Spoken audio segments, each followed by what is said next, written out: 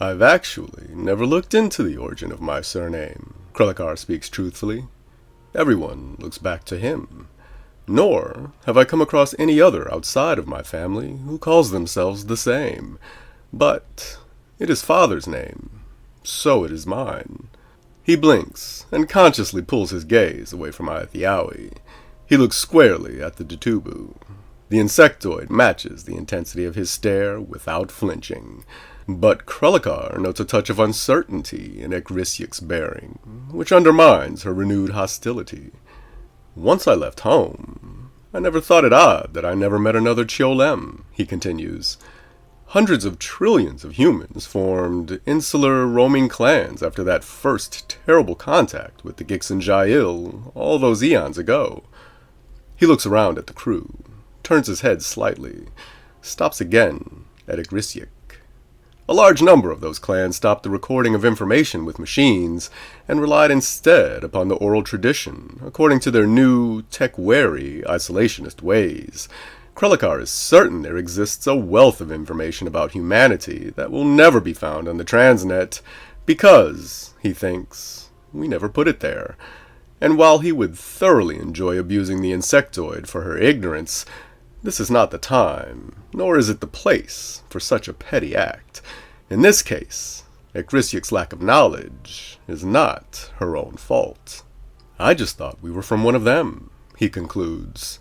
Then he shrugs and specifies, from one of those clans. He pauses meaningfully, with its own unique, isolated culture. Aethiowie nods to herself, affirming Krellikar's assumption about his past. One of the first things that she was taught in school was that before the Gixen-Jail eventually found them again, the entire Orissa system was settled by one of those scattered human clans. She smiles to herself. Not that she intends to say anything about it, especially not now, with everyone focused on the little engineer. As far as the Son of Chiol moniker is concerned, Krellikar says to further address Aethiowie's interest in his surname, I do not know its origin. He smiles at Desiluo. Not precisely. He exhales an amused huff through his nose. I never heard the designation until after my time with the Rayudas on Ijik Lur. However, I have always suspected their matriarch of coining the phrase. Her poetic nature was well known. It was a source of pride for the first hive. And while I am fairly certain the appellation is not a direct translation of my scent marking, the matriarch was the one to finalize my stain. So it stands to reason. He trails off with a gesture to the side, thinking it unnecessary to restate the points of his argument to form a properly constructed conclusion. Ekrisyuk folds her forearms, embarrassed for trying and failing to discredit Krellikar. She leans back against the wall, wishing she could sink into it and disappear. Her mandibles twitch anxiously. She feels like a fool. Her injured ego urges her to continue to debate Krellikar's authenticity, to debate his apparently deeper knowledge of his own species, his own past. But what if it's all true? Seth, who wanted to space Krellikar when he was first discovered aboard the ship, sits across from him now, nodding in complete agreement with his story.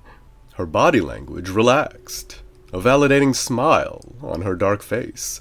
But more importantly, behind Krellikar stands the captain, caressing his back with her antenna, consoling him like one of her own. Clearly, she believes his explanation, and Desiluo can tell a lie. Ekrisyuk takes a deep breath, sighs. Something about him just doesn't sit right, though. Something she can't quite put a finger on. Damn what the others think. She swallows and looks around. Swallows again. I'm sorry, she states, thinking it better to hold her suspicions at bay until she has a definite reason, some definite proof to justify her inherent mistrust of their seemingly well-intentioned stowaway. I had no way of knowing. I did not mean to offend. Think nothing of it, Krellikar says with as much benevolence as he can muster. It's not your fault, he offers. The Gixen-Jail control what information they can to keep us lesser beings divided. a manipulation that has worked far too well for far too long. I am of the opinion that it is something we must strive to rise above. Oh, that's good, he thinks. Blaming the Gixen Jail for Icrisiac's lack of understanding? Brilliant. The Wedge's rulers serve as the perfect scapegoats because they're just such bastards. Their abuses cannot be overstated. Before he gets carried away, however, Krellikar stops himself, clenches his jaw tight, before, in the glow of his self-praise, he says something to ruin the perfection of his declaration.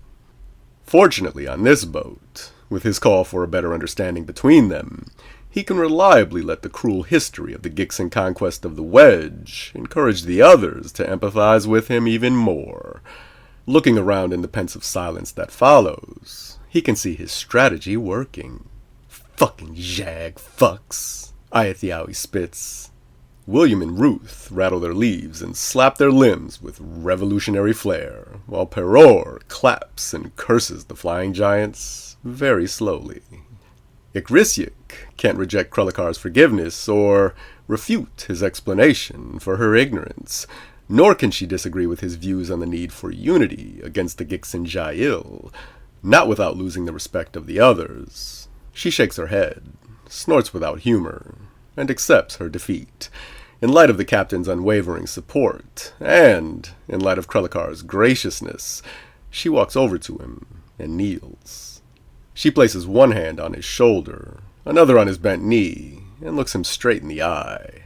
Nasiluo saved me from a death I am sure the Gixen Jail would have made as painful as possible had I got caught. I will forever be in her debt.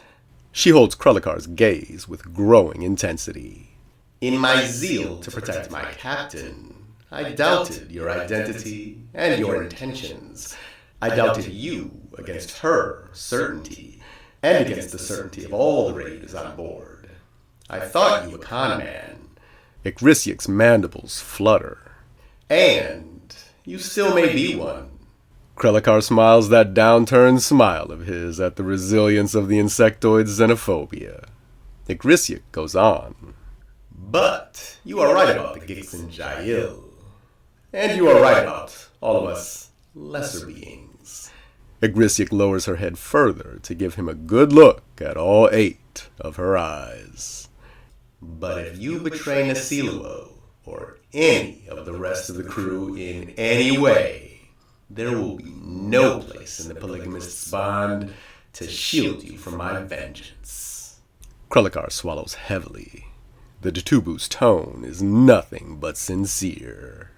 Icrisiac stands. Everyone in the room watches her every move. She sighs to release much of her tension and looks around brightly. I'll be in the mess, she says. I'm starving all of a sudden. Then, with a spring in her step, she walks out of the room.